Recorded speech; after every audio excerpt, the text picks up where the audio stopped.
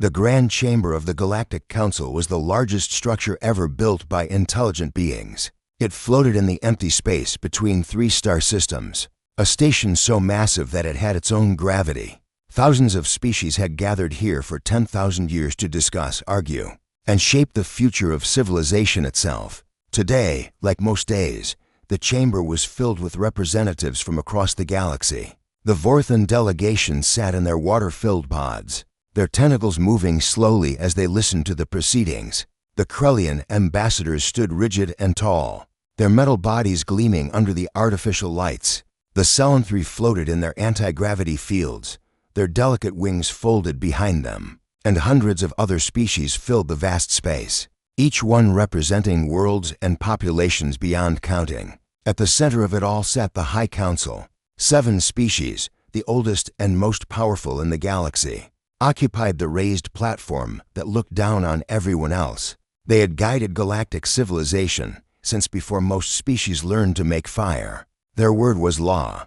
Their decisions shaped the fate of trillions. And today, they had summoned humanity. Ambassador Sarah Chen walked into the chamber alone. She was a small woman by human standards, with gray hair pulled back in a simple style and a plain dark uniform that carried no medals or decorations. She had served as Earth's voice to the galaxy for 15 years, and in that time, she had learned patience that most humans never developed. She needed all of it today. High Councilor Voroth leaned forward from his position at the center of the raised platform. He was Krellian, one of the machine beings who had achieved sentience 3 million years ago. His voice came out flat and without emotion, as it always did. Ambassador Chen, the Council thanks you for responding to our summons. Sarah bowed her head slightly. The Council honors us with its attention. This was how it always began. Politeness, ritual. Words that meant nothing but had to be said anyway. Sarah had stood in this chamber over 100 times, and it was always the same. We have reviewed humanity's application for advancement to full membership status. Voroth continued. After careful consideration, the Council has determined that additional evaluation is required. We are extending the probationary period for another 50 years. Sarah did not react. She had known this was coming. The Council had been evaluating humanity for 300 years. Every time humans met the requirements changed. Every time they proved themselves worthy, new concerns emerged. The game never ended because it was never meant to end. Humanity was useful where it was, young enough to be controlled, weak enough to be contained, desperate enough to keep trying. Furthermore, Voroth said, the Council has identified certain concerns regarding human expansion in the Outer Rim territories. Effective immediately, all human colony ships must submit to Council inspection before departure. Additionally, human trade vessels will require new certifications to operate in Council space. The fees for these certifications will be, he continued talking, but Sarah had stopped listening to the specific words. She had heard variations of this speech dozens of times. New restrictions, new fees, new ways to keep humanity small and dependent.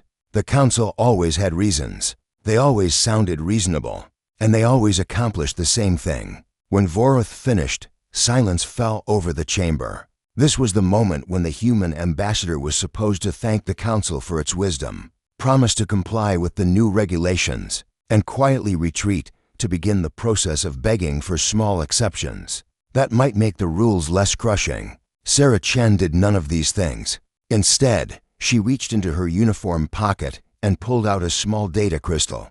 She held it up so the entire chamber could see it. High Councilor, she said, and her voice carried clearly through the vast space. I am authorized to deliver humanity's response to the Council's decision. She placed the crystal on the speaking platform in front of her. A holographic display activated, projecting text that every being in the chamber could read in their own language.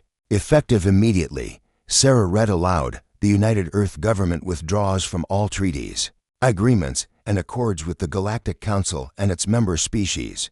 All diplomatic relations are hereby suspended. All trade agreements are terminated. All joint ventures and cooperative programs are concluded. The chamber erupted. Voices shouted in 100 languages. Tentacles waved. Wings beat against the air. The translator system struggled to keep up with the chaos. High Counselor Voroth raised his metal hand, and slowly, the noise died down. Ambassador Chen, he said, and for the first time in Sarah's memory, she heard something like uncertainty in his artificial voice. This is unprecedented. Surely humanity understands that withdrawal from the Council means isolation from galactic civilization. Your species will be cut off from trade, from technology, from protection. You will be alone. Sarah nodded. We understand. Then why? What do you hope to gain from this action? Sarah looked up at the High Council. 7 species that had controlled the galaxy for longer than humanity had existed. 7 species that had decided, centuries ago, that humans would never be allowed to rise to their level. Nothing, she said. The word hung in the air. We want nothing from you, Sarah continued. We are not making demands. We are not threatening consequences. We are not trying to negotiate better terms. We are simply leaving. Councillor Meridia of the Selentry leaned forward. She was ancient even by her species' standards, and her voice was like wind through crystal. Leaving. There is nowhere to go. The Council is galactic civilization. Without us, your species has no future. Perhaps, Sarah said. That is for us to discover. This is madness, said Councillor Thresh of the Vorthan, his tentacles churning the water in his pod. You are condemning your people to poverty and irrelevance. In a generation, you will come crawling back, begging for readmission. And when you do, the terms will be far less generous than what you rejected today. Sarah smiled. It was a small smile, but it was genuine. Perhaps, she said again, but that will be a problem for a future ambassador. My task today was simply to deliver our decision. And now I have. She bowed to the Council one final time. On behalf of humanity, I thank the Galactic Council for 3 centuries of education. We have learned a great deal from our time among you. We wish you all prosperity and peace. She turned and walked toward the exit. Ambassador Chen, Voroth called out. This is not how these things work. There are procedures, negotiations. You cannot simply walk away from galactic civilization. Sarah paused at the door and looked back over her shoulder. Watch us, she said. And then she was gone. The chamber remained in chaos for hours after her departure. Delegates demanded explanations. Intelligence agencies were ordered to investigate. Emergency sessions were called. Theories multiplied. Some said humanity had gone insane. Others claimed it was a negotiating tactic, a desperate bluff that would collapse within days. A few suggested that something had happened in human space, some disaster or revolution that the Council's observers had missed. None of them considered the simplest explanation, that humanity had simply decided it had had enough. High Counselor Voroth sat in his private chambers that night, reviewing the records of every interaction between the Council and humanity. Over the past 3 centuries, he saw the pattern clearly now, though he had been blind to it before. Every restriction the Council had placed on humans, they had accepted without complaint. Every delay in their advancement, they had endured with patience. Every new requirement, they had met. They had never threatened, never demanded, never shown anger. And that, Voroth realized, should have been the warning sign. Every other species the Council had managed this way eventually broke. They raged. They demanded. They tried to fight or scheme their way to power. And in their anger, they revealed themselves. They gave the Council leverage. They made mistakes that could be exploited. Humanity had done none of these things. They had simply waited, watched, learned, and now they were gone. Voroth accessed the Council's intelligence network, searching for information about what humanity had been doing during their centuries of quiet cooperation. What he found disturbed him more than anything Ambassador Chen had said. The records were incomplete. Observations had gaps.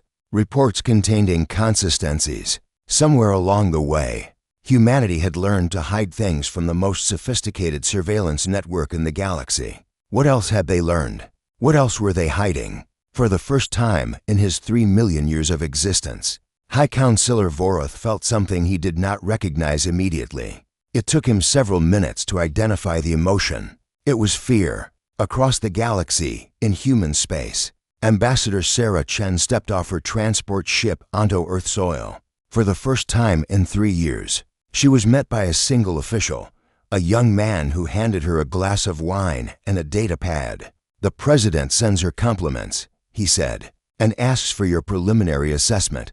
Sarah took a sip of the wine. It was from a vineyard in France, a place she had not visited since childhood. It tasted like home.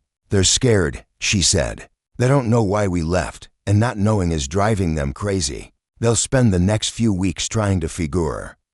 3 weeks after humanity's withdrawal, the Galactic Council sent its first diplomatic mission to Earth. The delegation was impressive by any standard. It included representatives from 12 major species, led by Ambassador Srethi of the Salanthri, one of the most respected diplomats in the galaxy. Their ship was the finest in the Council's fleet, carrying gifts worth more than most planetary economies. They arrived at the edge of human space expecting to be met with hostility. Instead, they found a single patrol ship waiting for them. The human captain was polite, professional, and completely unhelpful. "You are welcome to proceed to Earth Station 7, she informed them. "The station commander will meet with you there. We request an audience with your government leaders," Ambassador Srethi said. "We carry messages from the High Council itself."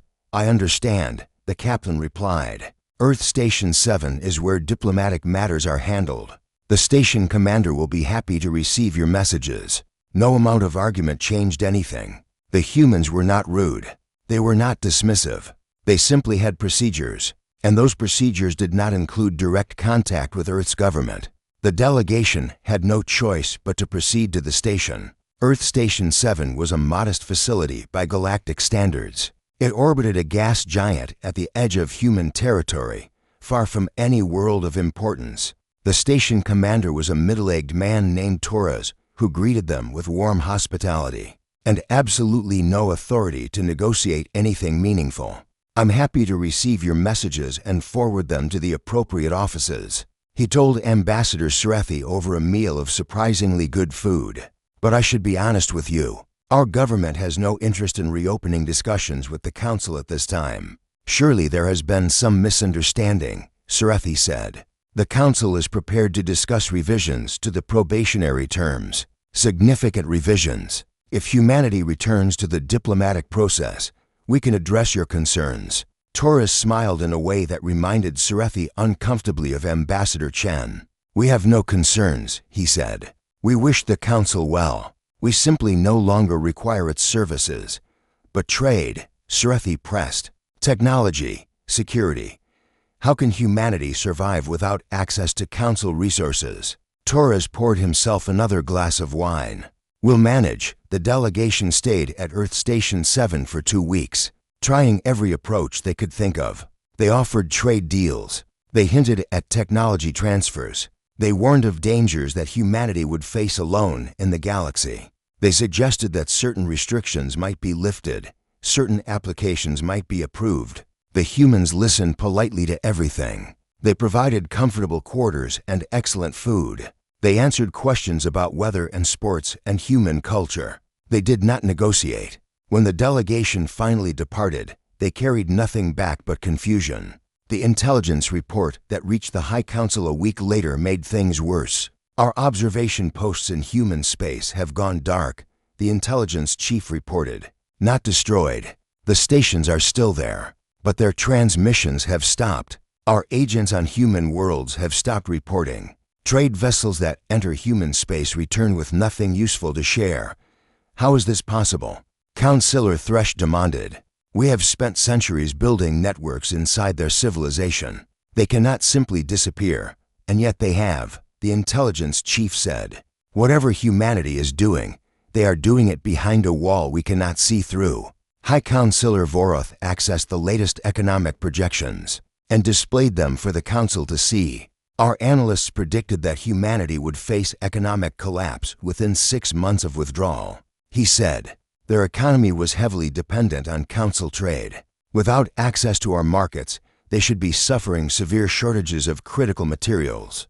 And Councillor Meridia asked, "There is no evidence of any economic distress. If anything, human economic indicators appear to be improving. They are trading with someone, but we cannot determine who." Silence fell over the Council chamber. "Someone is helping them," Thresh said. One of our member species is providing secret support. We have investigated that possibility. Vorath replied. We have found no evidence of any council member violating trade sanctions. Then who? Who else is there? The question hung in the air because none of them wanted to say the obvious answer. Outside council space, in the regions beyond galactic civilization, there were other species. Hundreds of them. Species that had been rejected for council membership. Species that had been conquered and then abandoned. Species that had simply been ignored because they had nothing the council wanted. The council had never worried about these species. They were weak, primitive, scattered. No threat to anyone. But what if someone had united them? What if someone had been building something in the darkness? 3 months after humanity's withdrawal, a council scout ship was sent to investigate rumors of unusual activity in the outer territories. The region had been empty for thousands of years, abandoned after a war that nobody remembered clearly. There was nothing there worth having, or so the council had believed. The scout ship's captain was a young Krullian named Veth9. She had served the council for 200 years and had never seen anything that surprised her. What she found in the outer territories changed that. The first thing she noticed was the traffic. Ships were everywhere. Not council ships, but vessels of designs she had never seen before. Some were clearly human. Others belonged to species she did not recognize. They moved in patterns that suggested organized trade routes, regular schedules, coordinated activity. The second thing she noticed was the station. It was enormous, not as large as the council's grand chamber, but far larger than anything that should exist in this forgotten corner of the galaxy. It hung in space like a monument to ambition, surrounded by thousands of ships from dozens of species. Veth9 approached carefully, expecting to be challenged or turned away. Instead, she was welcomed. Council vessel, you are cleared to approach Docking Bay 17. A human voice said over the communication channel. Please follow the guide lights. A representative will meet you upon arrival. The representative was a human woman about 30 years old, with dark skin and a friendly smile. She introduced herself as Director Okonkwo and offered to give Veth9 a tour of the facility. What is this place? Veth9 asked as they walked through corridors filled with beings from species she had never encountered. We call it Junction, Okonkwo said. It's a free trade station. Anyone can come here. Anyone can trade. There are no restrictions based on species or origin or council membership. Anyone. Within reason. We have rules against weapons trafficking and slavery and a few other things. But otherwise, yes, anyone. Veth9 watched a group of beings she did not recognize conducting some kind of business. With a pair of humans. The transaction seemed ordinary, friendly even. How long has this existed? Okonkwo smiled. The station itself is about 40 years old, but the network it serves has been growing for much longer. A century, maybe more. Veth9 felt her processors struggling to make sense of what she was hearing. A century. Humanity had been building this for a century, right under the council's nose. Why? She asked. Why do this in secret? Why not approach the council? Okonkwo's smile faded slightly. We tried that. Many times. The species you see here, most of them tried to join the council at some point. They were rejected, ignored, sometimes conquered and exploited. The council made it clear that there was no place for them in galactic civilization. So you built your own civilization. We built an alternative. A place where species can trade and cooperate without having to beg for permission. Without having to meet requirements that change every time they get close to success. Without being told that they are not worthy of a seat at the table. Veth9 looked around at the bustling station. Thousands of beings, dozens of species, all working together in apparent harmony. The council will see this as a threat, she said. The council will see it however they choose to see it, Okonkwo replied. We are not attacking anyone. We are not taking anything that belongs to the council. We are simply building something of our own, and humanity leads this. Network. Okonkwo shook her head. Nobody leads it. That's the point. Every species that joins has an equal voice. Humans helped build it, yes. We had certain advantages, being young enough that the council never thought to watch us too carefully. But we are not in charge. We are partners, just like everyone else here. Veth9 spent 3 days at Junction Station, observing everything she could. She documented the trade volume, the species involved, the technology on display. She compiled a report that would change the Council's understanding of the galaxy. When she returned to Council space, she delivered her findings to the High Council in person. The chamber was silent for a long time after she finished. "How many species?" Councillor Thresh finally asked. "At least 47 that I observed directly," Veth9 replied. "Based on trade records I was able to access. Possibly twice that number are involved in the broader network, and their combined economic output." The report from the scout ship Veth9 spread through the Council like fire through dry grass. Within days, every species in the Grand Chamber knew about Junction Station. They knew about the network. They knew that humanity had built something that threatened everything the Council represented, and they knew that nobody was quite sure what to do about it. Emergency sessions were called. Committees were formed. Analysts were ordered to produce assessments. Diplomats were sent to investigate. The entire apparatus of galactic governance, which had operated with smooth confidence for 10,000 years, suddenly found itself facing a problem it had never anticipated. The first response was denial. "This changes nothing," Councillor Meridia insisted in a closed session of the High Council. "The network may be larger than we expected, but it remains fundamentally weak. Their technology is inferior. Their military capacity is limited. Their economy, while growing, is still a fraction of our own. They are no threat to us, are they not?" High Councillor Voroth replied. "Our economic models predicted humanity would collapse within 6 months. Instead, they appear to be thriving. Our intelligence networks were supposed to give us advance warning of any significant development. Instead, they failed completely. Our diplomatic pressure was supposed to bring humanity back to the negotiating table. Instead, they have ignored every approach we have made." He displayed a star map showing the known extent of the network. The highlighted regions formed a rough crescent along the edge of Council space, stretching from the outer territories around to regions that had not been mapped in centuries. 47 species that we know of, Voroth continued. Possibly more. Each one a species that the Council rejected or conquered or ignored. Each one with reasons to resent us. Each one now united under a system that requires nothing from us and offers everything we denied them. "Then we must act," said Councillor Thresh. "Before they grow stronger, a military demonstration would remind them of their place. And if they do not submit to the demonstration?" Voroth asked. "Do we invade? Conquer 47 species simultaneously? Occupy territories we abandoned because they were not worth the cost of holding? This is not a single rebellious colony. This is an alternative civilization."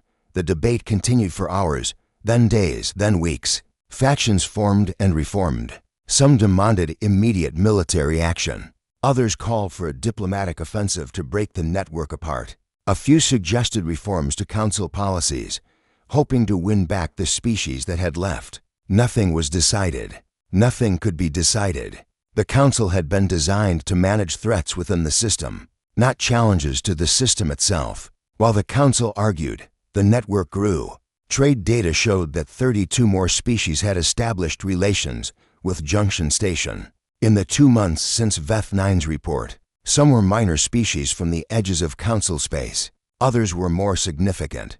A few were Council members acting through intermediaries, quietly hedging their bets. The most alarming development came from the Vorthan Intelligence Service. "We have confirmed that the Calaxian Consortium has opened formal negotiations with the human network," the Vorthan report stated. "The Calaxians are prepared to withdraw from the Council entirely if favorable terms can be reached." The Calaxians were not a minor species. They controlled 18 star systems and produced 30% of the galaxy's processed starship fuel. If they joined the network, the economic implications would be severe. "This is unacceptable," Councillor Thresh declared. "We must prevent the Calaxians from defecting at any cost." The cost, as it turned out, was significant.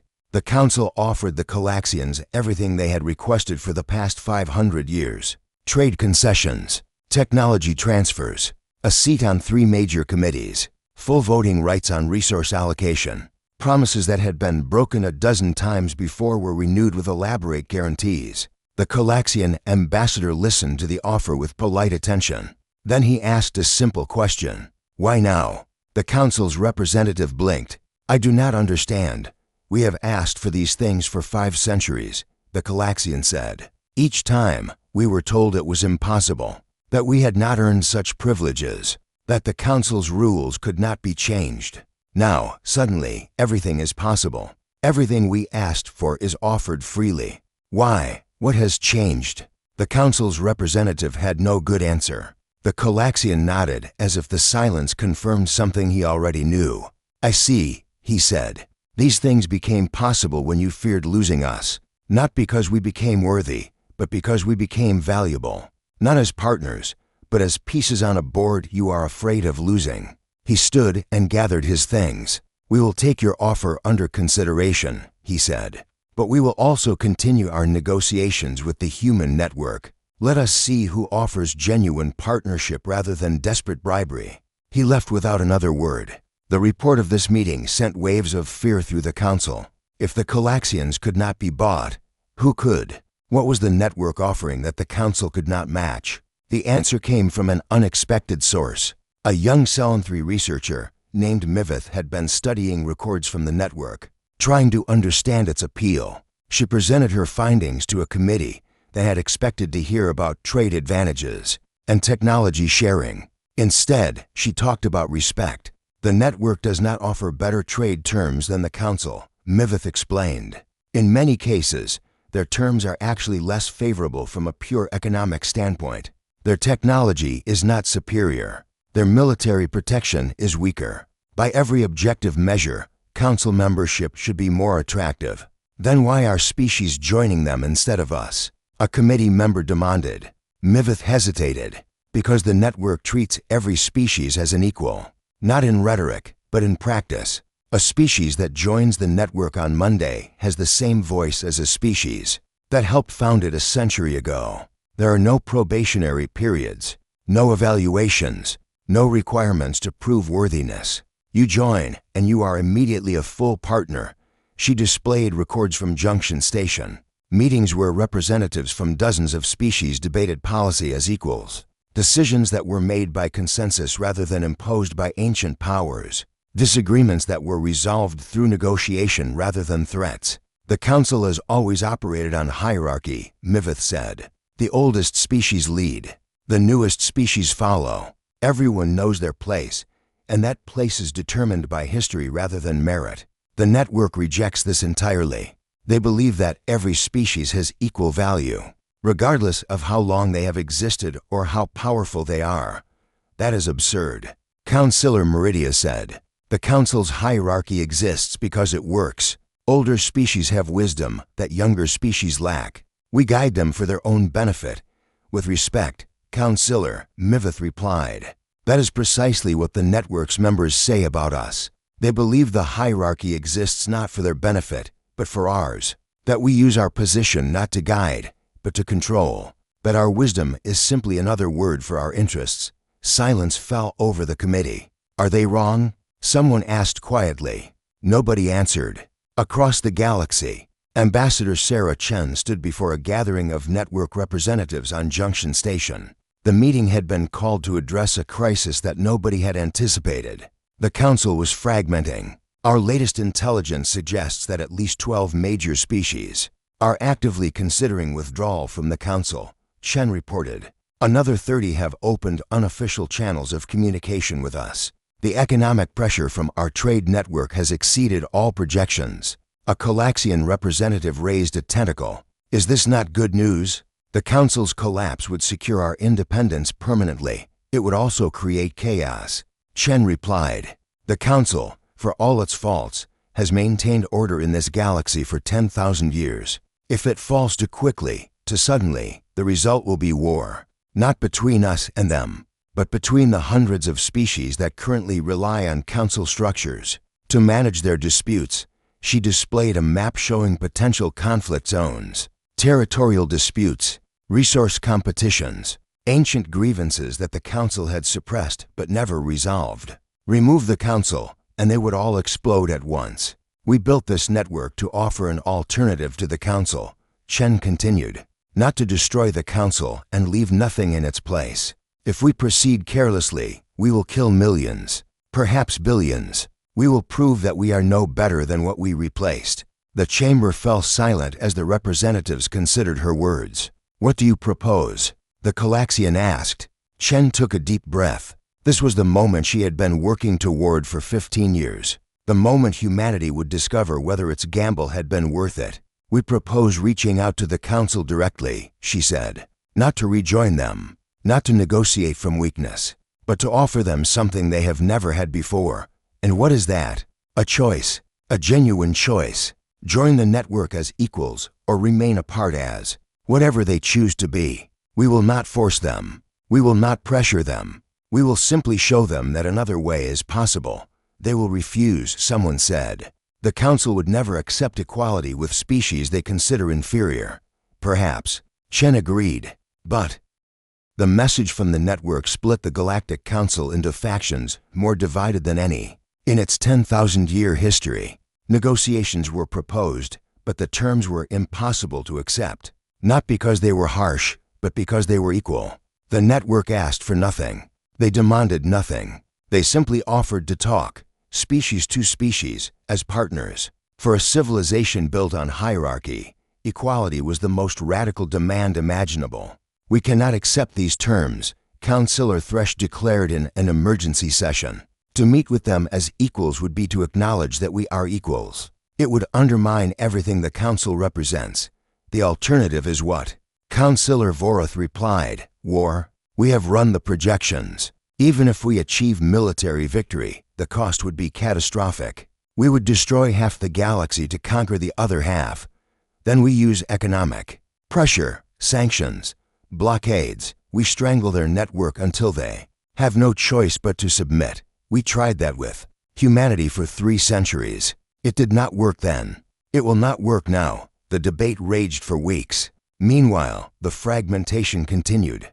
The Calaxian Consortium announced its withdrawal from the Council. They were followed by the Marathi Unity, a collection of 12 systems that had been Council members for over 6,000 years. Then came the Sethan Collective, then the Briox Federation, then a cascade of smaller species who saw which way the wind was blowing. Each departure weakened the Council further. Each departure strengthened the network. And still the Council could not agree on a response. The faction that wanted war grew louder, led by Councillor Thresh and supported by the military powers of the Council. They argued that any delay only made the eventual conflict worse. Better to fight now, while the Council still held overwhelming advantage, than wait until the network could challenge them on equal terms. History teaches that empires do not negotiate their way out of decline, Thresh argued. They either fight to maintain their position or they collapse. There is no third option. But the faction that wanted peace was growing too, led by younger species and supported by those who had seen the network's appeal firsthand. They argued that the Council's methods had created this crisis in the first place.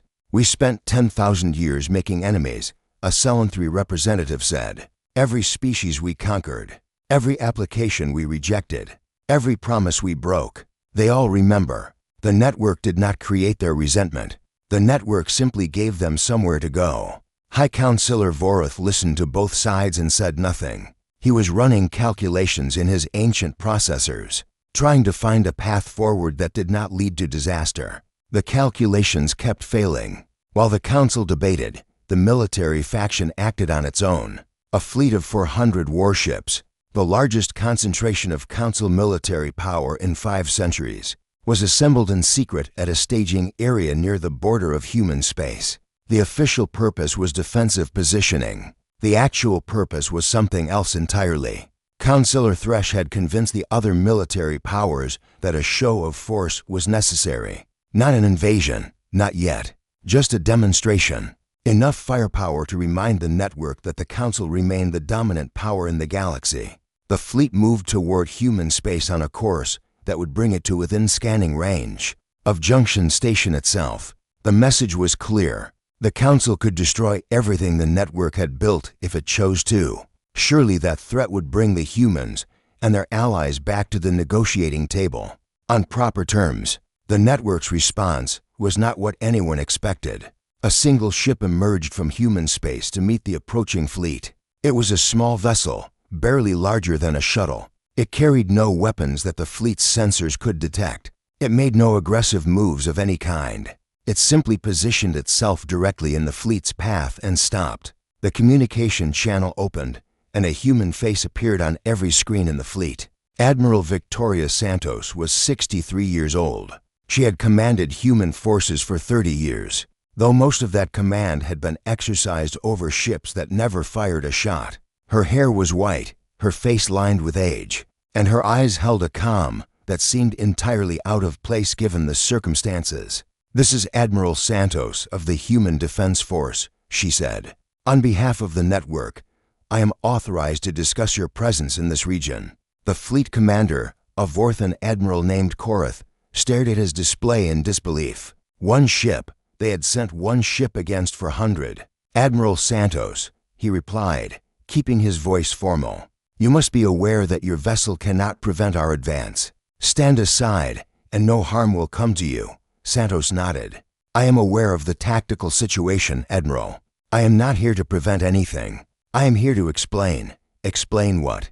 What will happen if you proceed?" Korath felt a flicker of uncertainty. The human's calm was unsettling. She did not seem like someone facing impossible odds. She seemed like someone who knew something he did not. "Your network cannot resist this fleet," he said. "Your technology is inferior. Your numbers are insufficient. Any conflict will end in your defeat." "You are correct," Santos agreed. "If this becomes a purely military contest, you will win. Your ships are more powerful. Your weapons are more advanced. We cannot match you in open combat. Then you understand the situation." "I understand it better than you do, Admiral."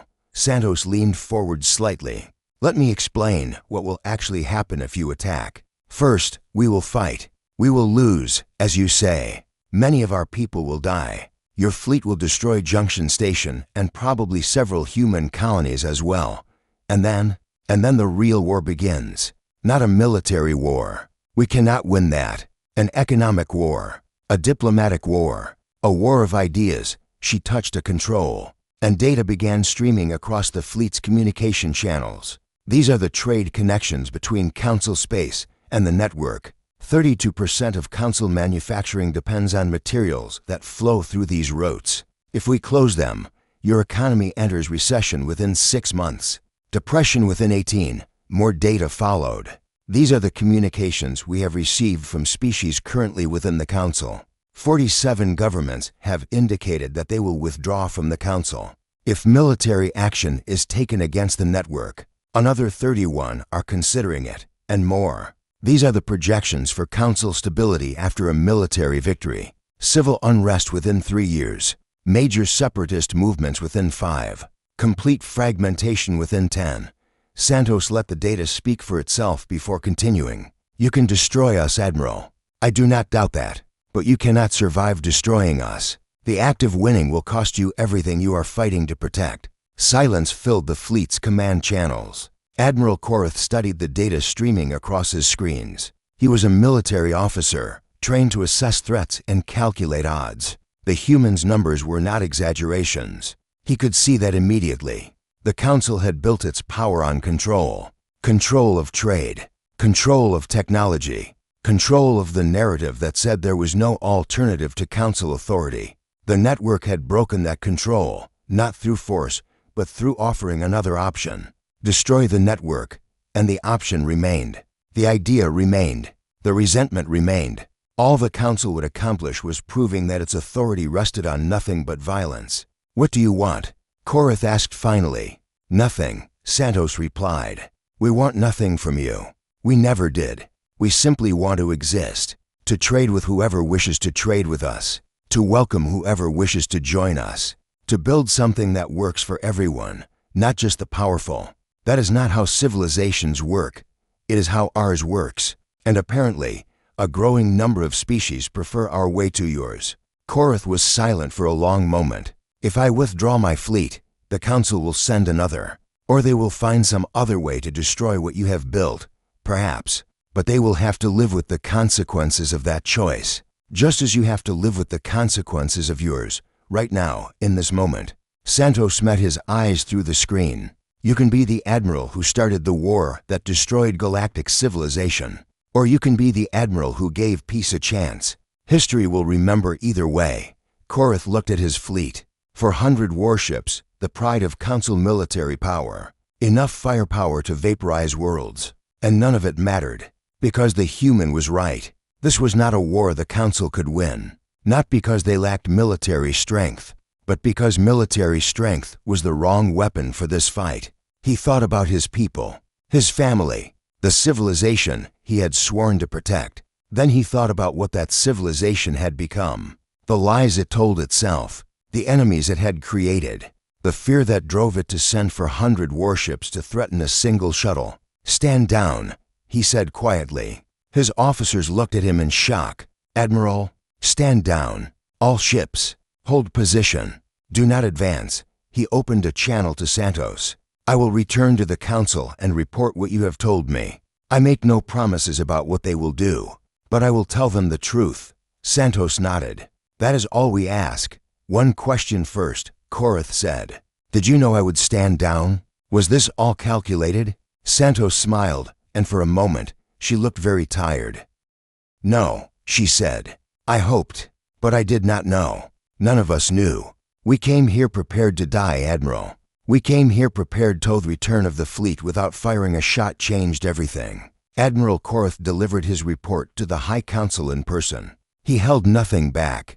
He described the human admiral's calm confidence, the data she had shared, the simple truth she had spoken. The Council could destroy the network. The Council could not survive destroying the network. Some councillors raged at him. Councillor Thresh called him a coward and demanded his removal from command. Others shouted accusations of treason, of conspiracy, of surrender without honor. But High Councillor Vorath listened in silence, and when the accusations died down, he spoke. The Admiral acted correctly. The chamber fell silent. "We sent 400 ships to demonstrate our power," Vorath continued. "Instead, we demonstrated our weakness. We showed the galaxy that we are so afraid of a network of outcasts, that we gathered the greatest fleet in our history to threaten them. And then we showed that even that fleet could not make them submit.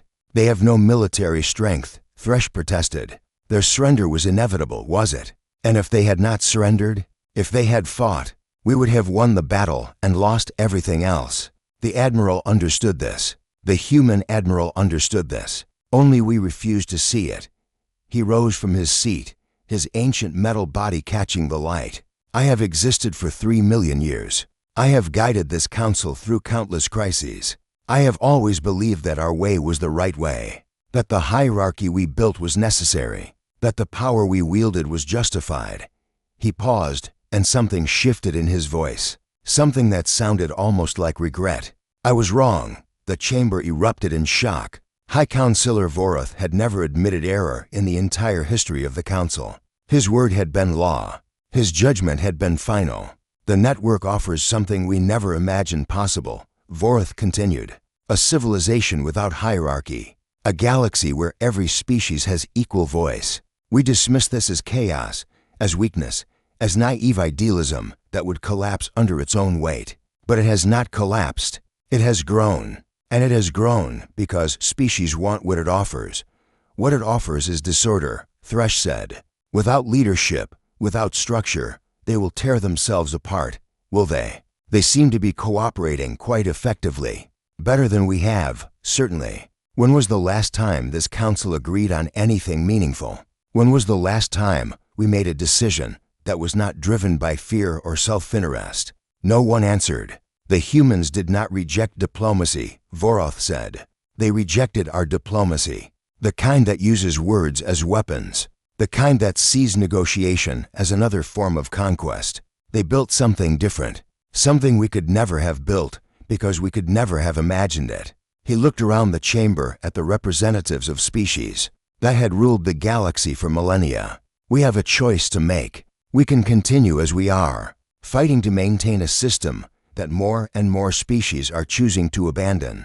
We can watch our civilization fragment and fade, destroyed by our own rigidity. Or we can do something we have never done before." "What?"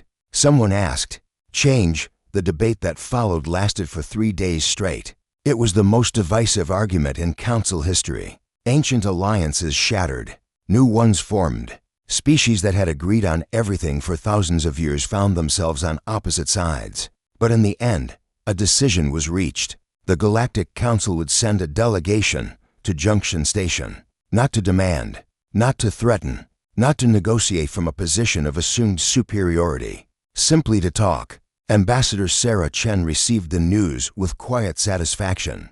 She had spent 30 years working toward this moment, first as a young diplomatic aide, watching the Council's games with growing understanding, then as Earth's ambassador, playing the long game with patience that had driven her superiors to distraction. Now, finally, the game was reaching its conclusion. She traveled to Junction Station personally to greet the Council delegation. High Councilor Vorath led it himself, accompanied by representatives from the 7 founding species of the Council. It was the first time in history that the High Council had traveled anywhere together. The first time they had approached any species as anything other than rulers. Chen met them at the docking bay. She was alone. "High Councilor," she said with a slight bow. "Welcome to Junction Station." Vorath studied her with sensors that had analyzed civilizations across millennia. "Ambassador Chen, you have caused considerable disruption to the established order. The established order caused considerable disruption to us first. We simply returned the favor, indeed." Vorath paused. "May I ask a question?" "Of course.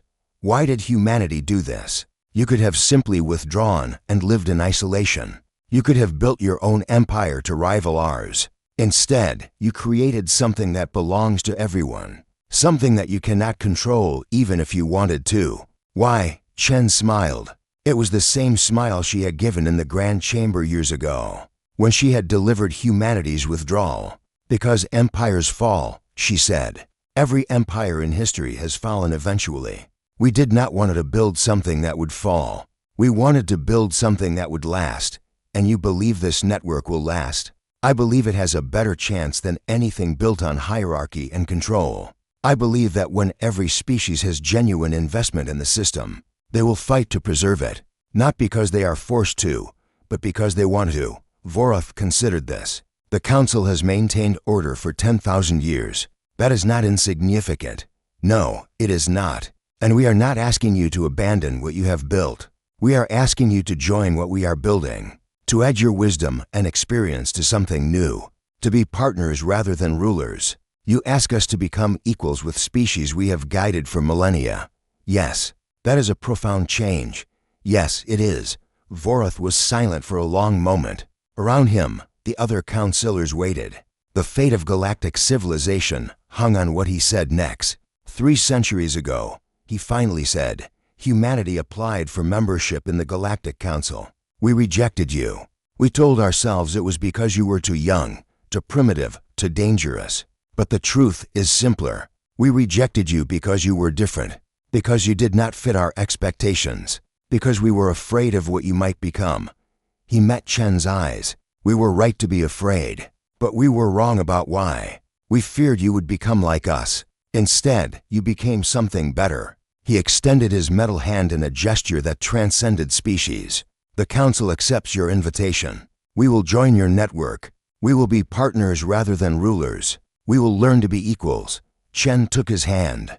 "Welcome to the future, High Councilor." Round them, beings from 100 species watched as the old order and the new came together. Some wept, some cheered, some simply stood in stunned silence, trying to understand what they were witnessing. The galaxy was changing, not through conquest, not through war, not through the familiar patterns that had shaped civilization since life first reached for the stars, through something new, through choice. 1 year later, the Grand Chamber of the Galactic Council was transformed. The raised platform where the High Council had once sat above everyone else had been removed. In its place was a circular arrangement where every species sat at the same level. The first session of the new Galactic Assembly was called to order. High Councilor Vorath, now simply Representative Vorath, spoke first.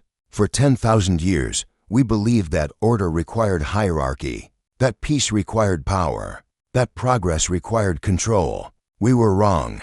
The species gathered here today have shown us another way. He gestured to the assembly, where representatives from over 100 species sat together as equals. This will not be easy. We are different. We have different needs, different values, different visions of what the galaxy should become. We will argue. We will disagree. We will sometimes fail to find common ground. He paused. But we will do it together, not as rulers and subjects, not as superiors and inferiors, as partners, as equals, as one civilization, united not by force, but by choice. From her seat among the human delegation, Ambassador Sarah Chen watched the proceedings with quiet pride. This was what she had worked for, what humanity had worked for.